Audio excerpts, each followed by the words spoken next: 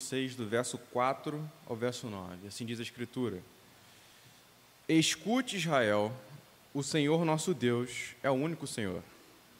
Portanto, ame o Senhor, seu Deus, de todo o seu coração, de toda a sua alma e com toda a sua força. Estas palavras que hoje lhe ordeno estarão no seu coração. Você as inculcará a seus filhos, e delas falará quando estiver sentado em sua casa, andando pelo caminho, ao deitar-se e ao levantar-se.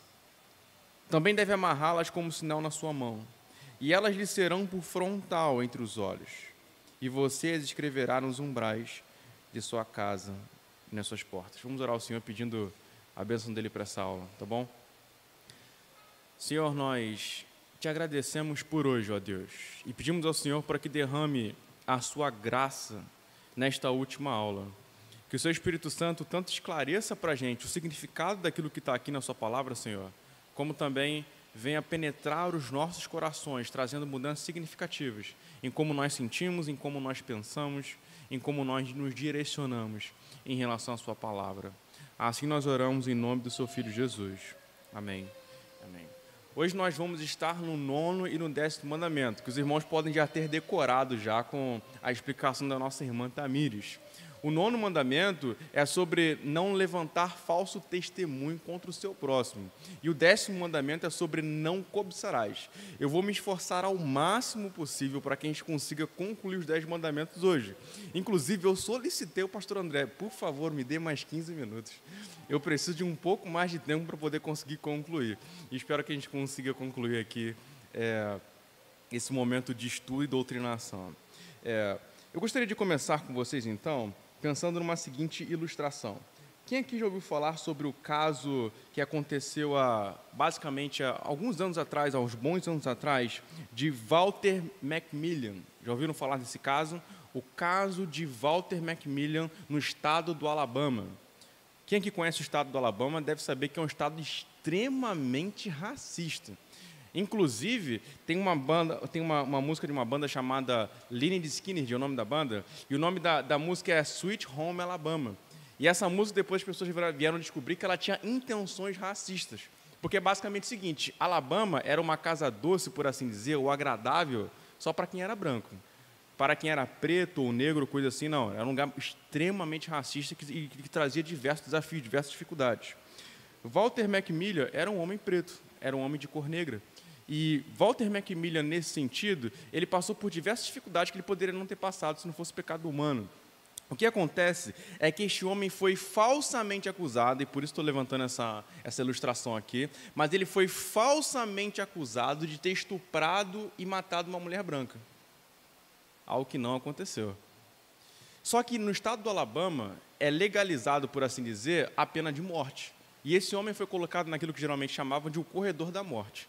Walter Macmillan, por um crime que ele não cometeu, ia ser morto. Foi o que aconteceu com esse homem. Pensem quão bizarro é isso. Esse cara não fez daquilo que o acusaram. E então estava no corredor da morte para ser morto. Só que a intervenção para que esse homem não viesse a morrer foi de um cristão chamado Bryan Stevenson. Esse homem era advogado, era cristão e lutou para que esse homem não fosse morto ali no corredor da morte, naquela pena de morte, aquele estado lá legalizava e tornava possível. Então, pensa o que está acontecendo aqui. Nós temos uma acusação falsa contra um homem que é tão grave a ponto de levar este homem à morte. Então, perceba a gravidade da quebra deste mandamento, do 9º mandamento. Pessoas podem morrer por causa dele. Pessoas podem ter suas reputações feridas por causa dele. Pessoas podem entrar num estado de ostracismo por causa dele, porque uma falsa acusação foi levantada. Graças a Deus por homens como Bryan Stevenson, que levaram tão a sério a lei de Deus como cristão e advogado nesse caso, que lutou por conta de um caso de falsa acusação em relação ao homem, mesmo sem ganhar nenhum centavo, porque a família não tinha condições de pagar. Então ele foi lá sem ganhar dinheiro, ok? Sem ganhar dinheiro. Nós precisamos ser pessoas tão apegadas à lei de Deus que, além de lutar contra falsas acusações ou falso testemunho em termos da nossa própria vida e prática pessoal, Nós lutamos contra isso, nos opomos a isso enquanto uma espécie de sistema social que está contaminado pelo pecado. E foi o que esse homem basicamente falou. E é claro que eu não vou entrar nesses termos ou méritos hoje, porque não é a ideia aqui dessa aula, mas pensa quão a sério nós devemos levar a ideia de lutar contra falso testemunho e, ao mesmo tempo, pensa quão sério é o falso testemunho e as consequências que isso pode causar. Vocês podem ver esse caso, ou essa história retratada, num filme chamado Luta por Justiça. Não sei se alguém já viu esse filme. Está na Prime Video, vocês podem pesquisar lá e tal, e ver um filme. É um filme muito bom, inclusive é muito bom. A história é real, mas não é um filme chato de história real, não. Tá? É um filme que vale a pena nesse sentido. Então, já adentrando nesse aspecto, compreendendo basicamente esses fatos, eu quero hoje tocar com vocês, no nosso objetivo de aula aqui, em aprender sobre quais situações o 9º e o 10º mandamento podem ser aplicados. Ou seja, em que situações lidar com o 9º e o 10º mandamento vão se desenvolver no nosso dia a dia para que a gente possa aplicá-lo. É claro que a ilustração inicial que eu fiz com vocês tem por objetivo falar sobre uma situação de tribunal. Mas mesmo fora do tribunal, a gente pode lidar com esse mandamento e quebrá-lo em algum nível. Precisamos da ajuda do Senhor nesse aspecto, tá bom? Então, eu quero começar com aquela dinâmica que a gente geralmente faz, de perguntas e respostas, e eu vou dar um pouquinho mais de tempo para vocês hoje, tá bom? E a dinâmica que eu gostaria de fazer com vocês é com base nas perguntas que eu fiz na semana passada, que são as seguintes. Isso no terceiro slide. Eu vou pular aqui aquela parte de conceitos importantes e pode ser que eu retome no final. Mas no terceiro slide é o seguinte: o que esse mandamento exige? O que esse mandamento proíbe? Qual outra passagem da Escritura esclarece o significado dele? E há algum aspecto de continuidade e descontinuidade do Antigo para o Novo Testamento? Se sim, qual seria? Então, nesses 10 minutos, eu creio que não seja tão possível assim responder todas essas coisas. Mas nesses 10 minutos, peguem o 9º e o 10º mandamento e discorram sobre essas perguntas, tá bom? 10 minutinhos aí para a apreciação de vocês. O 9º e o 10º. Alguma dúvida? Tranquilo até aqui? São 9h50 agora. Quando for às 10, eu retomo com vocês. Ok, eu vou prosseguir com vocês aqui. Já deu 9h59, só que as respostas de vocês foram bem satisfatórias. Eu creio que vocês foram bem pontuais. Eu gostaria de poder, digamos, agora, trabalhar a abrangência do que a gente pode lidar com essas coisas. De fato, existe uma coisa que nós já chegamos a ver até agora, é de que o mandamento e a lei não é basicamente algo que você deve considerar em termos literais totais. É como se tudo estivesse ali. Pelo contrário, ele é um princípio geral que tem uma amplitude de aplicações. Pense, por exemplo, que a própria Escritura faz isso pelo texto que o Douglas acabou de ler. Consegue perceber? Ou seja, ele amplia as possibilidades de aplicações deste mandamento em outras circunstâncias. Então, é basicamente o seguinte, olha só, você não vai se juntar com a multidão só para poder afirmar algo, ou tomar algum tipo de posição sem que você saiba os pormenores da coisa, só por fazer. Isso é pecado, isso é errado. É uma ampliação deste mandamento aplicado a outras situações.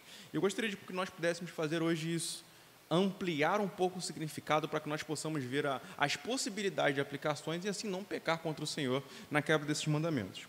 Eu quero começar com vocês lendo um trechinho de Calvino, onde ele vai falar sobre coisas que não devemos fazer em relação a este mandamento. Mais para frente, ele vai falar sobre coisas que devemos fazer em relação a este mandamento. Mas observe o que ele fala inicialmente aqui, eu peço a atenção de vocês. Ele vai dizer, isso significa: uma vez que Deus deve ser temido e amado por nós, não devemos oprimir ninguém com falsa acusação. Não devemos macular a reputação de ninguém. Interessante isso, né? Porque vai além do aspecto da mentira. Diz respeito a você não ferir ou macular a reputação de alguém, de uma pessoa. Quando nós mentimos sobre alguém com alguma falsa acusação, o que nós queremos fazer é tirar dessa pessoa qualquer tipo de dignidade em relação a ela, ferir a reputação dela para que ela não seja desconsiderada de alguma forma.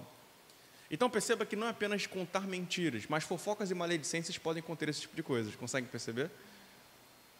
Por isso, consideramos a santidade da vida humana nesse aspecto da lei, na segunda tábua da lei. Ou seja, o ser humano é digno naturalmente.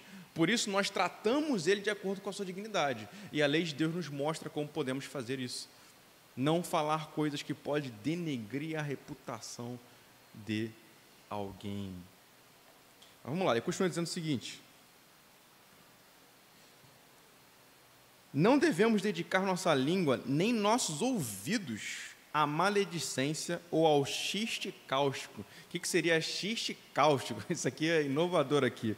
É basicamente um tipo de palavra corrosiva, que tem por objetivo, de alguma forma, danificar a imagem ou desfazer a imagem que se tem do próximo. Então, imagina que você pegue a foto de alguém assim e venha jogar soda cáustica nessa foto, venha jogar diabo verde nessa foto. O que vai acontecer com essa foto? Provavelmente, algum efeito químico vai acontecer ali naquela foto, que não vai ser a mesma, não vai ter sua integridade ali. Então, de certa forma, essa linguagem do Calvino é figurativa para poder expressar esse tipo de coisa. Você denegrir, você se desfazer da imagem do seu próximo, desnecessariamente. Pense no caso inicial que eu toquei para vocês. Um homem, pai de família, trabalhador, pobre, e por ser preto agora está sendo acusado de ser um homem estuprador e assassino, o que é extremamente mentiroso e não verdadeiro em relação a ele. E ele continua dizendo o seguinte: nem suspeitar ou abrigar um pensamento sinistro sobre alguém. Abrigar um pensamento sinistro sobre alguém. Ou seja, isso significa que nós não apenas devemos não falar coisas negativas sobre pessoas, mas não devemos sustentar em nossos corações especulações infundadas. Nós não podemos criar uma imagem das pessoas em nossa mente que é mera especulação negativa. Nós precisamos pressupor a bondade e a graça quando olhamos para alguém, ao invés de ter um olhar rígido dessa forma, às vezes moralista e com especulações negativas, que tende a denegrir a imagem do próximo. Eu vou dizer uma coisa para você. Na minha experiência como pecador funciona assim, eu creio que na sua também. Mas se eu sustento alguma especulação negativa sobre alguém, uma hora eu vou falar sobre isso. E não vai ser para Deus, não. Porque para Deus tudo bem, você está orando a Ele, Senhor, eu acho que é isso. Mas você vai falar para algum amigo que você acha que é muito íntimo seu e pode fazer isso de alguma forma. Mas isso é falsa acusação, isso é falso testemunho. Não há nenhum tipo de digamos assim, de expressão de intimidade que abarque a possibilidade de você contar algo especulativo, negativo sobre alguém, para qualquer pessoa que seja. Pode ser marido ou esposa, pode ser amigo íntimo, pode ser qualquer coisa desse tipo. Se a especulação é especulação e é negativa, cale-se. Fale com o Senhor sobre isso. Ore ao Senhor sobre essas coisas. Mas não fale, porque se você fala, está incorrendo na quebra desse mandamento. Então perceba a amplitude da coisa. E aí a gente já consegue pensar em diversas situações onde fizemos isso de forma pecaminosa.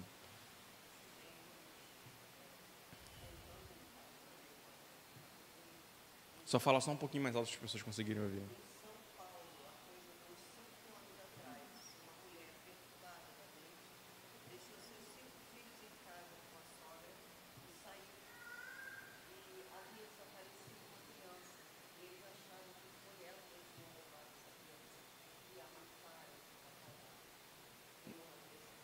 Um caso importante que a mãe citou aqui agora. Em São Paulo aconteceu que uma mulher que era doida, deixou os 5 filhos com a sogra, um filho sumiu e morreu, alguma coisa assim, né?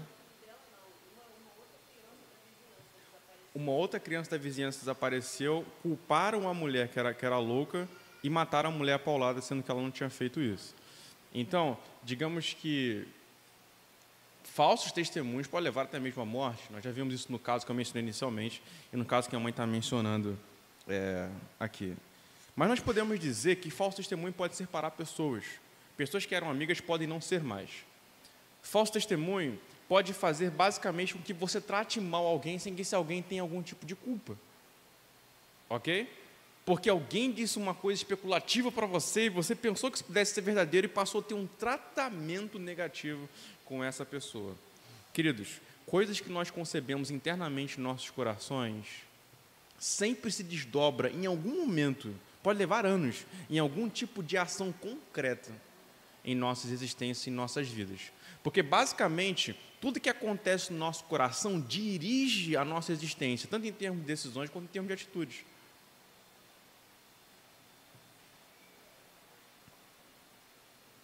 A W. Pink vai falar algo interessante também, indo na mesma direção que Calvino, mais de um homem sustentando a mesma ideia sobre o mandamento. Ele vai dizer o seguinte: assim, em seu significado mais abrangente, esse nono mandamento repreende qualquer palavra nossa que possa referir à reputação do nosso próximo, seja ela pronunciada em público ou em privado. Isso dificilmente precisaria de qualquer argumentação, pois se restringirmos esse mandamento a seus termos literais, ele não teria nenhuma influência sobre ninguém, salvo aquela pequena minoria que é chamada de dar testemunho numa corte de justiça, ou seja, não é apenas uma questão de tribunal. Ferir a reputação de alguém incorre nesses aspectos. Nós podemos fazer isso, meus irmãos, por exemplo, às vezes com figuras públicas, e por isso que eu estou dizendo aqui que a expressão do W. Pink é importante, porque a gente está falando apenas de circunstâncias privadas. O que seria isso? Um caso de família, ou então um caso de igreja, digamos assim, ou então, basicamente, um caso de escola, no seu ambiente de trabalho, algo assim. Mas, às vezes, podemos incorrer no pecado desse mandamento quando sustentamos opiniões públicas ou posicionamentos públicos sobre figuras públicas das quais não temos certezas e não temos todas as provas. Isso já aconteceu diversas vezes. Isso acontece muito no Brasil no ambiente político, porque é basicamente o seguinte: você tem o seu político de estimação e tem um outro que é o antagonista dele. Qualquer coisa que você achar contra esse cara que é o antagonista dele, você vai sustentar e vai afirmar como sendo verdadeiro. E aí você incorre no falso testemunho, porque às vezes, por mais que o cara seja um pilantra, às vezes ele não cometeu aquilo que está sendo acusado. Sabe? Então, existem determinados perigos nessas coisas. No que eu posso me posicionar e afirmar com toda certeza, coisas que eu sei os pormenores, coisas que é comprovado e não há nenhum tipo de dúvida. Pegar casos públicos dessa forma e se posicionar sem ter todas as provas, pode incorrer na quebra deste mandamento. Nós podemos dizer, de certa forma, pensando na abrangência da aplicação desses casos, é que tanto as nossas bocas não devem estar a serviço de falsas acusações, quanto os nossos ouvidos. Se você está no seu trabalho e alguém te procura para poder falar mal de uma pessoa que você não conhece, por favor, deixe essa conversa de lado. Fale com a pessoa: poxa, meu querido, eu não gostaria de prosseguir com essa conversa, não. Eu não conheço essa pessoa, eu não teria propriedade para poder falar sobre essas coisas. Ou seja gentil e desconverse a conversa, enfim, mas não cultive esse tipo de coisa, não coloque lenha na fogueira. Seus ouvidos não podem estar ali, quando se trata de fofoca e maledicência em relação a quem quer que seja. E vou falar uma coisa para vocês: as pessoas percebem. E elas nunca mais vão te procurar para poder falar sobre essas coisas, porque sabem que você não está ali para isso. E isso é um bom testemunho de um cristão que honra a lei de Deus, e pode ser positivo. Mas vamos lá. A W. Pink continua dizendo o seguinte: os deveres referentes às nossas línguas podem ser resumidos em 2 palavras. Nosso falar deve ser sempre verdadeiro e expresso em amor. Verdade e amor. Quer ver o antídoto para poder combater o pecado que o mandamento está se referindo aqui? Verdade e amor. Verdade, porque sendo a verdade, o compromisso com a verdade, vai fazer com que você não queira afirmar algo que não seja verdadeiro, que seja mentiroso. E o amor ao próximo faz com que você esteja preocupado com a reputação e a imagem do próximo. Nós precisamos ter isso. Não podemos ter o pressuposto, a tendência de já ter uma afirmação ou visão negativa do próximo. A reputação de quem quer que seja deve ser importante para nós, a menos que essa pessoa esteja causando um mal social gigantesco ou algo parecido. Então, nesse caso, vamos denunciar aquilo que é verdadeiro. Mas, em termos gerais, a reputação do próximo é importante, é fundamental. Dessa forma, como o 8º mandamento providencia a segurança da propriedade do nosso próximo, assim o 9º é designado para preservar seu bom nome pelo nosso falar a verdade sobre ele em amor. Interessante isso aqui, não? Preservar a reputação do próximo. Esse mandamento, portanto, fala disso. Calvino vai dizer o seguinte: mas se há em nós algum temor ou amor para com Deus, tanto quanto estiver em nós, pensemos sinceramente e falemos honrosamente de todos, para que, como intérpretes equitativos de todos, tanto quanto nos for permitido, tomemos suas palavras no melhor sentido possível. Esse mandamento se estende também ao ponto de que não devemos deleitar-nos em quaisquer mentiras, nem exibir certas polidez bajuladora, nem nos acomodar a certa espécie de loquacidade polida e ociosa. João Calvino gosta de umas palavras diferentes, né? Mas quando ele fala sobre polidez bajuladora, significa até mesmo daquele tipo de palavra que é usado para que você chegue a algum tipo de intenção ou interesse pessoal, mas falando coisas bonitas que você não crê que sejam verdadeiras. Esse mandamento também proíbe esse tipo de coisa. Cultivar relações bajuladoras. Isso não pode acontecer na Igreja de Cristo. A Igreja de Cristo fala a verdade. Então, por exemplo, você não pode talvez falar palavras elogiosas para alguém que não sejam verdadeiras para conquistar algum tipo de posição, ou para ser socialmente aceito. Pelo contrário, nós estabelecemos nossas relações enquanto cristãos na verdade de Cristo. Elogios, portanto, não podem ser bajuladores, tem que ser o reconhecimento da graça de Deus na vida das pessoas. Está claro até aqui? Alguma pergunta, alguma colocação?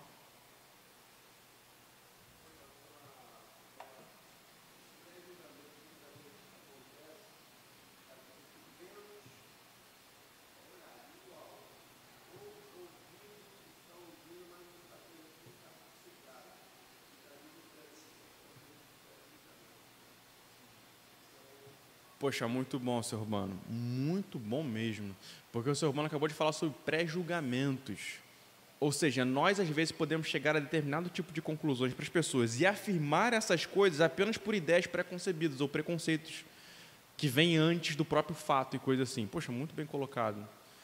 Mais alguém? Jesus só falava coisas negativas sobre as pessoas, se tivesse muito claro o que estava acontecendo ali. E, por vezes, ele dava testemunho positivo sobre pessoas que não eram socialmente aceitas, mas porque era verdadeiro. Como foi o caso, por exemplo, do centurião romano. Olha só a fé desse cara. Não achei em Israel, os filhos da aliança não é igual esse cara, não. Esse cara crê mais que vocês, sabe? Então, porque em Jesus havia o pressuposto positivo da consideração da reputação daquela pessoa. E também a afirmação da verdade estava sempre na boca do nosso Senhor Jesus. Queridos, quando nós damos falsos testemunhos e denegrimos a reputação das pessoas, nós agimos como aqueles que prenderam Jesus e o levaram à crucificação. Basicamente isso. Sabe por quê? Sabe por que Jesus foi desconsiderado pelo Sinédrio e foi levado até Pôncio Pilatos? Justamente por falso testemunho. Pessoas pegaram as falas de Jesus fora do contexto. Olha só, esse homem falou aqui que vai destruir o templo e reconstruí-lo em 3 dias. Vocês lembram disso? Denúncia no Sinédrio. Depois Jesus Cristo é levado até Pôncio Pilatos. E então é decretada a morte de Jesus ali diante das pessoas. Jesus foi alvo de falso testemunho. E nós não queremos ser como aqueles que o prenderam. Queremos ser como o nosso Senhor Jesus Cristo. O que é inteiramente diferente dessas coisas.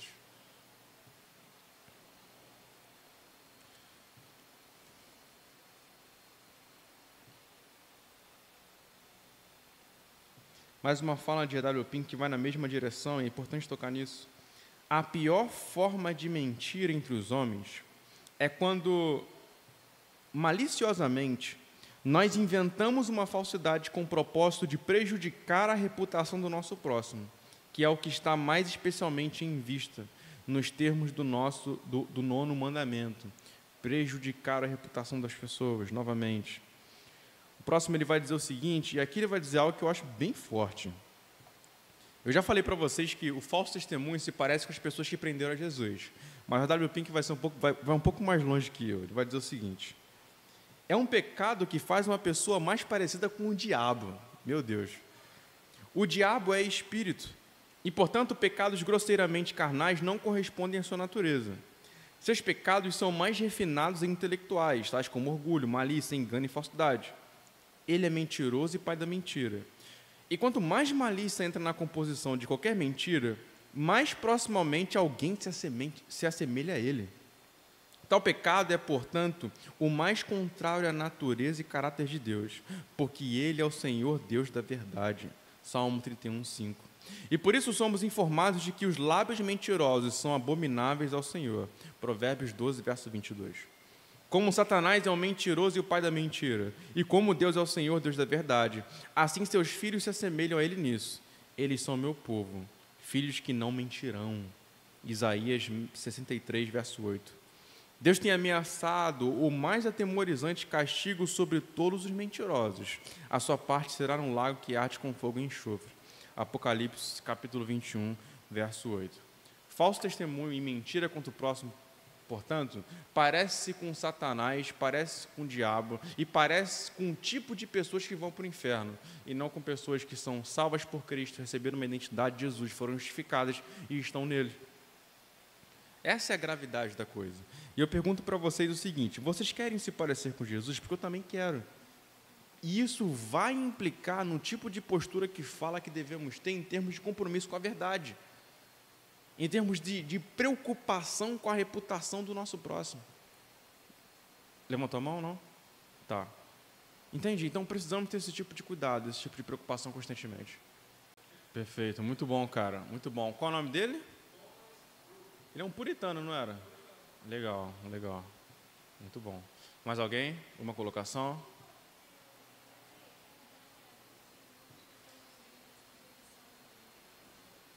Pô, pior que eu lembrei de uma também, mas pode falar. Não coloquei slide não, seria bom você falar mesmo. Muito bom, Daina, muito bom mesmo. Procurem depois as 70 resoluções do Jonathan Edwards, como a Daina mencionou aqui, onde ele tem diversas resoluções ou decisões de não ferir jamais a reputação do próximo, a menos que isso diga respeito a promover algum bem santo em alguma forma, onde ele tenha total convicção de que aquilo de fato aconteceu. Então tem muitas resoluções aqui, como ela chegou a mencionar, e é muito importante, muito interessante. Pode falar. Exatamente. E interessante na sua fala, porque é perceptível que tanto a despreocupação no falar, como também a má intenção pode levar à quebra desse mandamento. Então, digamos assim, se eu tomo partido por algo, como eu falei para vocês, qualquer opinião negativa contra o meu antagonista, eu vou usar isso a meu favor, em favor do meu argumento, mesmo sem ter certeza que aquilo é verdadeiro. Isso é uma forma irresponsável, despreocupada de tratar com a coisa. Ou então pode acontecer, como às vezes acontece no caso de políticos, ou até mesmo no ambiente de trabalho, coisa assim, de eu fazer intencionalmente. Deixa eu inventar coisas sobre essa pessoa aqui, só para que ela tenha a reputação dela ferida. Isso causa um mal no ambiente absurdo. Eu tive um colega de trabalho que certa vez me disse o seguinte: cara, não era cristão. E aqui eu também não estou me recomendando em termos de exemplo, não é esse o caso. Mas ele me disse o seguinte: olha só, eu não consigo mais conversar com as outras pessoas, porque tudo que elas falam é fofoca acerca do que está acontecendo aqui ao redor. E eu percebi que elas não falam contigo sobre isso. E quando eu sento contigo, não existe qualquer tipo de causa dos outros. A gente só senta para poder conversar sobre a vida, ou sobre, sei lá, sobre as coisas que estão acontecendo normalmente. Não existe nenhuma fala sobre esses aspectos. E é um cuidado que a gente precisa ter. Nossos ouvidos não podem servir a essas causas do diabo, nesse caso, ao falso testemunho ou denegrir a imagem das pessoas. Pelo contrário, precisamos ser, digamos assim, bem nitidamente oposto à fofoca, à maledicência ou à mentira. Eu quero continuar com vocês aqui. Há uma fala de um tal de John Dick, que ele vai dizer o seguinte: nós ferimos o caráter do nosso próximo quando contamos suas faltas verdadeiras, quando não há nenhuma necessidade de divulgá-las, quando as relatamos àqueles que não têm nenhum direito de sabê-las, e quando a contamos não para promover qualquer benefício final, mas para fazê-lo perder a sua estima na sociedade. Meu Deus, isso aqui é extremamente significativo. Então, não devemos divulgar coisas para aqueles que não têm direito de sabê-las, para promover ou algo que não tem qualquer tipo de objetivo de promover benefício final, ou para fazer alguém perder a sua estima na sociedade. Geralmente o orgulho e a soberba nos motivam a fazer esse tipo de coisa. Mas ainda transgredimos esse preceito até quando não falamos, ao manter a nossa paz quando algo injurioso é dito sobre alguém e damos tacitamente nosso consentimento, ocultando o que sabemos, ser o contrário. Ou seja, podemos quebrar esse mandamento em outros aspectos também. Digamos que alguém fale mal de uma pessoa sobre algo que você sabe que a pessoa não está fazendo. Você é obrigado por Deus a censurar aquela fala, a repreender aquela fala e a deixar bem claro que aquilo não é verdadeiro. Você tem que cessar aquela conversa naquele momento e falar, isso aqui não é verdadeiro não, isso é uma mentira, e você não pode falar essas coisas dessa forma. Seja firme, seja cristão, seja verdadeiro nesses casos. Então, ouvir e não falar nada é consentimento com falso testemunho e a mentira, coisa que cristãos não podem fazer ou se posicionar dessa forma. Alguma dúvida com esse ponto? Tranquilo? Vamos lá. E aí, o nosso amigo aqui, W. Pink, ele vai terminar com uma série de aplicações que creio que sejam verdades. E depois que eu terminar essas aplicações dele aqui, eu quero trazer um caso de estudos para vocês bem recentes, para vocês refletirem comigo, tá bom? Ele vai dizer o seguinte: não seja influenciado por espírito partidário a difamar outras pessoas, aquilo que já afirmamos aqui. O espírito de sectarismo cria preconceito, e o preconceito nos tira a vontade de receber e reconhecer o que é bom naqueles que andam conosco, e nos deixa prontos para acreditar no pior sobre eles. Quão frequentemente os escritores são culpados aqui. A intolerância denominacional tem sido a causa de muitos homens interpretarem erroneamente alguém que difere deles e imputar a estes erros que ele não sustenta. Meus irmãos, qualquer partidarismo ou preconceito vai levar-nos a esse tipo de condição, onde vamos ver tudo negativamente, porque se passa a ser uma espécie de pressuposto, você já pressupõe que é aquilo. Passa a ser basicamente uma lente, um óculos pelo qual você enxerga aquela pessoa, ou aquele segmento, ou aquele grupo, ou algo assim. Precisamos tomar cuidado com isso. Nosso compromisso é com aquilo que é verdadeiro. Isso que realmente importa. Ele vai dizer o seguinte, deixa eu ver, não se ocupar dos negócios alheios, cuide dos seus próprios negócios e deixe os dos outros para que Deus tome conta. Isso aqui é bem interessante. Parece conselho de vô, assim, ou de dia. Olha só, cuida da tua vida, irmão. Terceiro, reflita mais sobre sua própria pecaminosidade e fraqueza. A Diana mencionou aqui na fala do Jonathan Edwards sobre isso também. Em vez de estar tão pronto a ver o cisco no olho do seu irmão, leve em conta a trave que está no seu. Uma reflexão ou exame dos nossos próprios pecados vai fazer com que a nossa fala em relação ao nosso próximo seja um pouco mais branda, ou na verdade muito mais branda. Quantas coisas eu deixei de falar sobre pessoas porque eu sabia que eu tinha caído naquilo também, porque eu sabia que no passado eu pequei dessa forma também. Isso deve trazer uma espécie de humildade que molde a sua fala, que molde como nos posicionamos. Evite a companhia de contadores de casos e tagarelas. Fofocas ociosas são injuriosas para a alma, contamina a alma. Comece a conviver com um fofoqueiro, ande com ele durante alguns meses, você vai se tornar um. Contamina a alma, você acaba abraçando o mau hábito dessa pessoa pecaminosa e pode acabar cultivando a sua própria existência. Como eu falei para vocês, não existe qualquer laço de intimidade que comporte uma fofoca. Ainda que seja o seu cônjuge, não fale, é pecado.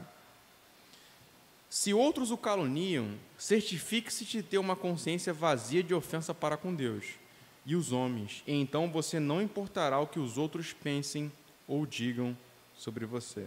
Ok. E aqui o W. Pink fecha esse aspecto e nesse momento fechamos a parte do 9º mandamento em termos de doutrina. Mas houve um caso recente que eu gostaria de colocar diante de vocês, que é bom para a nossa reflexão. Ontem, 2 pastores começaram um conflito público terrível. Eu não sei se alguém viu isso acontecer em alguma medida. E eu vou mencionar o nome aqui, porque eu mencionei para o André ontem isso, muito, muito triste. A gente estava assim, perplexo demais com a questão, e ele me permitiu falar com clareza sobre o tema, sobre o que ocorreu. Mas, basicamente, o pastor Iago Martins e o pastor Jackson Jacques tiveram um conflito absurdo em relação a eles, algo muito grave mesmo, onde, basicamente, um estava acusando o outro de acobertar abusador. Isso é muito grave, isso é extremamente grave. Um falando sobre uma polêmica no caso da igreja do Douglas Wilson, e outro falando, basicamente, de que o Iago Martins andava com um pastor que, basicamente, acobertou casos de abuso e não fez nada. E o Iago Martins ouviu sobre o caso e se omitiu em relação ao caso também.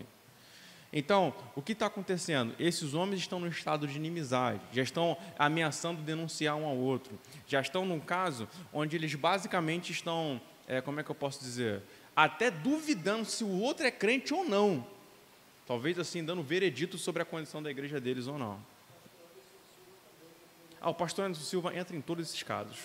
Assim, eu vou ser bem sincero, mas é doentio acompanhar, adoece a alma acompanhar o Anderson Silva.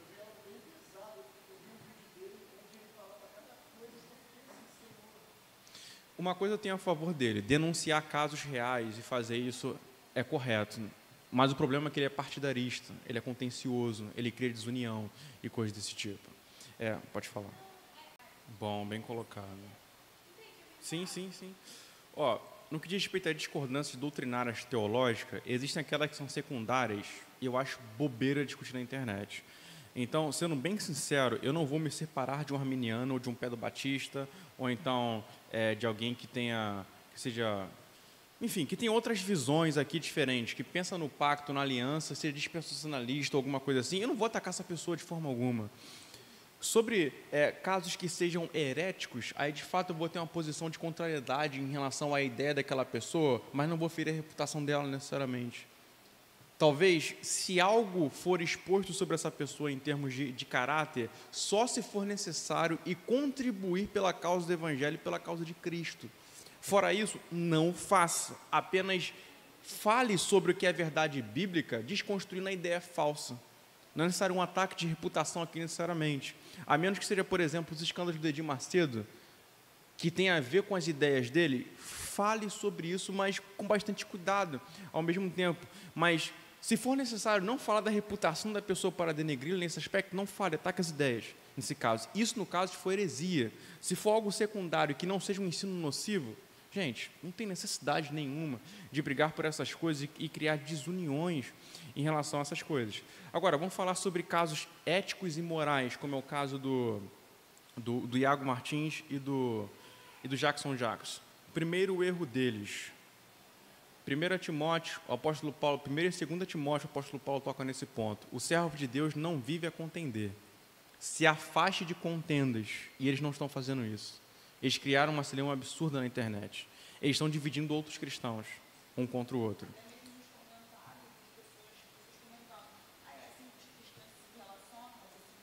Sim, exatamente.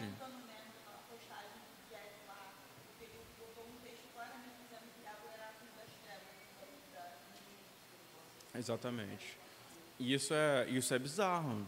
E eles começaram a falar contra o outro, até em relação às questões não ligadas àquele caso. Entendeu? Então, você tem tanto o Iago Martins quanto o Jackson pegando conversas deles do passado, quando eram amigos, e trazendo à tona. Sabe, coisas absurdas. Você tem, por exemplo, eles se posicionando sobre casos em relação ao outro, do qual eles não têm todos os elementos de prova. E esse é o grande problema e a razão por que eu estou trazendo isso aqui. Eu não posso, o Jackson Jacques, e seja quem for, não tem prova o suficiente para poder dizer que o Iago Martins acobertou abusador. Não existe qualquer tipo de possibilidade disso. Iago Martins não tem argumento para dizer que o Jackson Jacques acobertou ou está acobertando um abusador, ou um pastor que apoia um abusador, ou algo parecido. Irmãos, essa é a quebra do 9º mandamento, partindo de homens extremamente teológicos, que conhecem doutrina e expõem muito bem as Escrituras. E por isso é importante colocar isso para que tenhamos cuidado. Mesmo figuras midiáticas expressivas na teologia e coisas assim, podem cair nisso e ferir a reputação de um outro de modo extremamente necessário e pecaminoso. Cristãos maduros não fazem isso. Eles não são cristãos maduros para chegarem a esse ponto. Podem entender muito de teologia, contribuem bastante com o reino de Deus, mas deveriam se calar sobre essas coisas. Deveriam, talvez, não ter uma posição pública ou midiática nesse caso, porque não têm maturidade para poder fazerem esse tipo de coisa.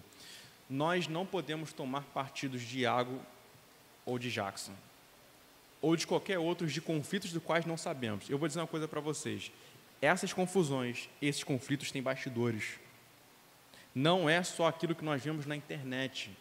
Por isso, tomar posição é um erro grotesco, porque esses caras não vão revelar tudo. Nós podemos acabar incorrendo na quebra desse mandamento.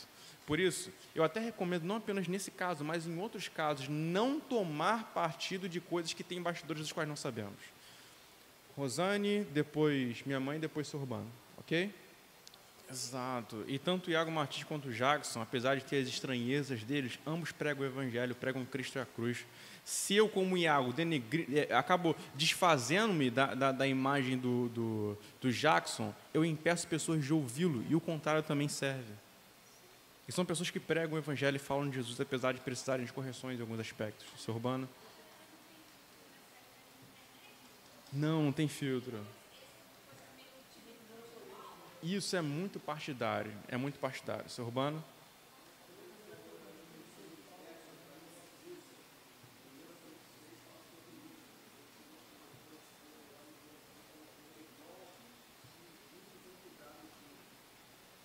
Poxa, muito bem lembrado, Seu Urbano. 1 Coríntios capítulo 6, Paulo fala sobre não levar a tribunal casos de cristãos, e a coisa que eles estão pensando em fazer, levar para o tribunal, Seu Urbano. É um absurdo grotesco, diga. Sim, queridos, a coisa não é preto no branco, e eu acho que isso é muito difícil justamente por não ser preto no branco. Então, por exemplo, nesses casos e partidos de discussões na internet, quando se trata, por exemplo, de reformado com reformado, uma coisa é eu bater no herege, e às vezes até batem errado no herege, entendeu? Mas reformado para reformado nesse caso, de cristão para cristão mesmo, pregando evangelho e coisa assim.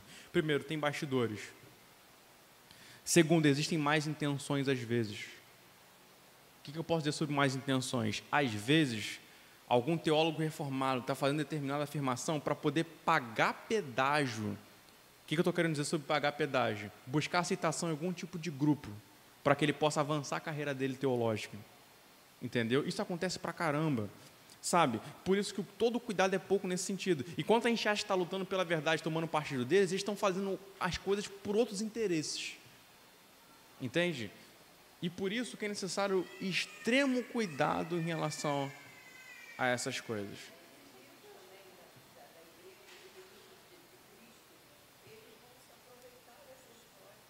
Com certeza, pô. Com certeza. Sim. Exato, e comentando com o André, eu até mencionei esses casos. Eu falei o seguinte, pô, cara, esses caras são jovens aí, tem entre 30 e 40 anos, falando sobre essas coisas. De verdade, cara, eu fiquei pensando, pô, você não ouve isso do Piper, você não ouve isso do Carson, você não ouve isso do Kelly, o Augusto Nicodemo, o Jonas Madureira, os caras não se envolvem com isso. Um dia o Jonas Madureira falou numa reunião do CTPI, tu estava. Ele falou que ele começou a bater na galera da Missão Integral, tu lembra disso? E, basicamente, o Jonas Madureira falou que o Russell Shedd, que é um pastor que já faleceu, um velhinho, cara, aquele homem era extraordinário, discipulador do Jonas Madureira, chegou para o Jonas e falou o seguinte, olha só, não se mexe mais nessa confusão. Não fale mais sobre isso, deixe eles falarem. Se o movimento é falso e não é verdadeiro, o conselho de Gamaliel, ele vai se dissolver sozinho. Entendeu? E o Jonas Madureira simplesmente saiu e não se envolveu mais com isso. Porque muitas vezes esses conflitos começam com debate de ideias e viram briga de ego, sabe? Viram basicamente o seguinte, eu quero defender meu lado a todo custo, sabe? Ainda que por isso eu tenha que ferir a sua reputação. E não é esse o caso, isso não pode acontecer. Precisamos ser cuidadosos com isso. Qual seria o meu conselho para vocês nesse caso? E aí, partindo já para aplicações finais, porque eu acho que a gente não vai conseguir entrar no próximo mandamento. É 10h42 agora. O André falou 10h45. Então vai demorar lá, né? Mas se vocês quiserem, a gente pode ampliar a discussão até eles chegarem. Mas acho que entrar no outro mandamento, não sei se rolaria. Só um adendo aqui. Qual é a minha sugestão para vocês? A gente pode marcar um outro dia em dezembro para poder ter essa aula que não seja em domingo. Tá bom? A gente até pode fazer alguma coisa assim. Aí um leva pão, outro leva mortadela. Minha mãe falou lá em casa.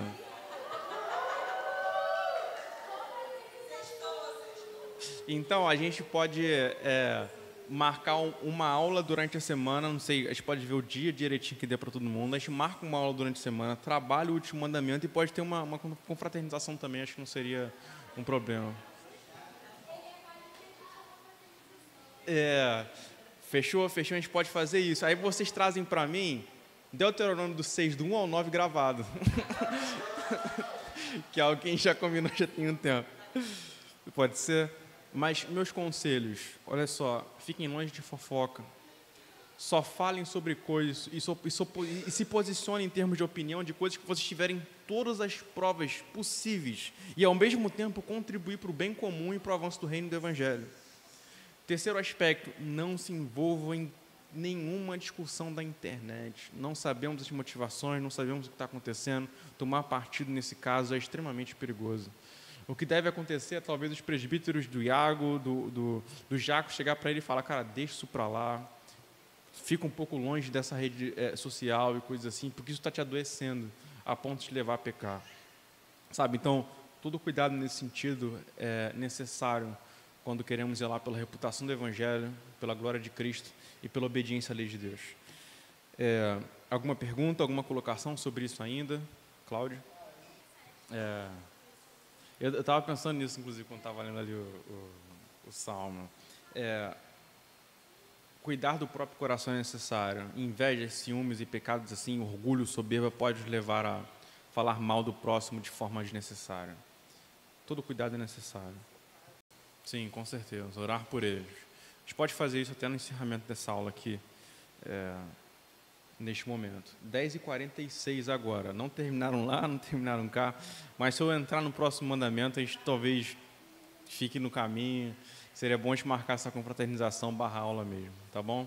Depois a gente pode acertar isso no próprio grupo lá e ver isso direitinho, tá bom? Aí vocês veem a disponibilidade de vocês. Vamos orar ao Senhor? Pai, nós agradecemos ao Senhor por nos esclarecer através da vida de John Calvino, de W. Pink e de outras aulas, de outros ensinamentos, de comentários bíblicos, o significado deste mandamento. Pedimos ao Senhor para que o Senhor venha colocar vigias às nossas bocas, Senhor, para que venhamos falar só aquilo que é verdadeiro e contribua para a sua glória e para o bem do próximo. Pedimos ao Senhor, Pai, para que tire dos nossos corações ciúmes, invejas, partidarismos, orgulhos, contendas. E assim, Senhor, tenhamos um coração de paz e palavras que promovem cura, Senhor, restauração.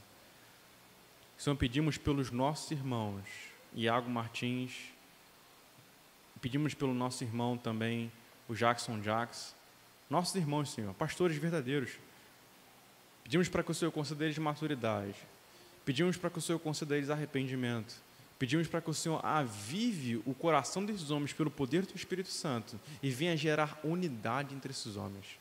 Que eles possam apertar as mãos de novo, que possa haver perdão mútuo, como Jesus Cristo exige, como Ele requer, Senhor, e reconciliação pública nesses casos. Que Teu Espírito Santo faça isso, Pai. Que Teu Espírito Santo venha sará-los. E ao mesmo tempo, Senhor, que nós, como Igreja do Senhor, venhamos viver nossas vidas afastados de mentiras, afastados, Senhor, de conflitos, afastados de fofocas, Senhor, de maledicência e de qualquer coisa que fira a reputação do próximo. Que sejamos a Igreja do Senhor parecida com Jesus. Assim nós oramos ao Senhor, confiando que somos ouvidos. Amém. Amém. Então é isso, meus irmãos.